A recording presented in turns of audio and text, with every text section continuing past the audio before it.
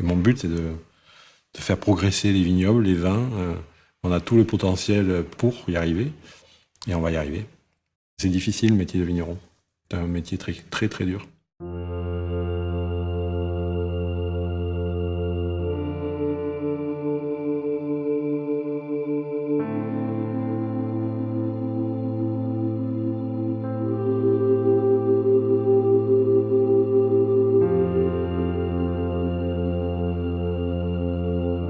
Ma passion pour le vin, elle m'a été donnée par mon mari. C'est vraiment une rencontre, un coup de foudre pour lui, pour les différents terroirs de Bordeaux. Le château Bardot est un chai qui a été entièrement repensé, refait il y a environ 5 ans. Et l'idée pour nous était d'intégrer le plus possible la construction dans le paysage. Donc on a essayé d'utiliser toutes les techniques possibles, simples, qui nous permettent d'économiser de l'énergie et d'être le plus respectueux possible. C'est un plaisir, il suffit de se lever tous les matins, tous les jours c'est très différent, il y a des paysages magnifiques. On est dans des lieux magiques, on est à Saint-Émilion. J'aime être dehors, j'aime être au contact de la nature, j'aime être dans chaque parcelle tous les jours pour vérifier, observer, c'est très important. C'est sensuel, oui. C'est idiot, mais pour moi c'est... Voilà, toucher un sol, le travailler, pour moi c'est sensuel. Je fais très attention à mes vignes. Voilà. Mes vignes, c'est ma passion, tout simplement. Et je ne fais pas n'importe quoi. Enfin, je pense en tout cas, ne pas faire n'importe quoi. Ce qu'il y a de magique avec les grands vins, c'est qu'en réalité, on ne cherche pas à faire quelque chose uniquement pour plaire, mais on cherche à exprimer un terroir. Les produits ne sont pas bâtis pour répondre à une demande, ils sont bâtis parce qu'ils sont uniques et ils ont une identité, et après on arrive à trouver un public.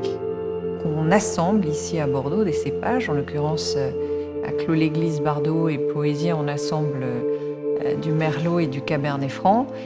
Et donc on arrive à avoir des produits complexes, mais surtout des produits qui évoluent dans le temps. Et ça c'est magique. Et donc on apprend en permanence, on apprend de la nature, on apprend des gens, on a un marché qui évolue tout le temps, donc on est tout le temps en train de se remettre en question. Et en plus, ici on n'a qu'un objectif, c'est faire grand. Donc on est obligé en permanence de se réinventer. Il faut que j'ai une émotion lorsque d'abord je regarde mes vignes, ça c'est important, il faut qu'elles soient belles, qu'elles soient équilibrées, que mes raisins soient bons. À partir du moment où je sais que mes raisins sont bons, je sais déjà que mon vin va être de très bonne qualité. L'envie que l'on a, c'est de faire des vins qui soient élégants et qui aient une vraie capacité de vieillir et de se développer, et de se complexifier avec le temps.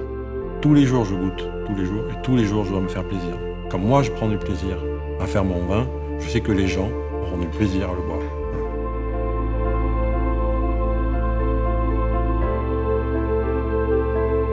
Mon but, c'est que Bardot devienne un premier grand cru.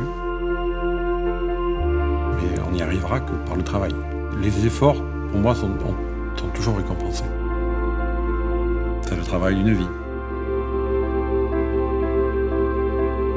Notre terroir, c'est notre richesse. Donc il faut le préserver et on veut le passer à notre fils Louis, le transmettre. Donc ça, c'est très important. Il y a les fruits de meilleure qualité possible pour le vin, mais il y a aussi cette notion de transmission.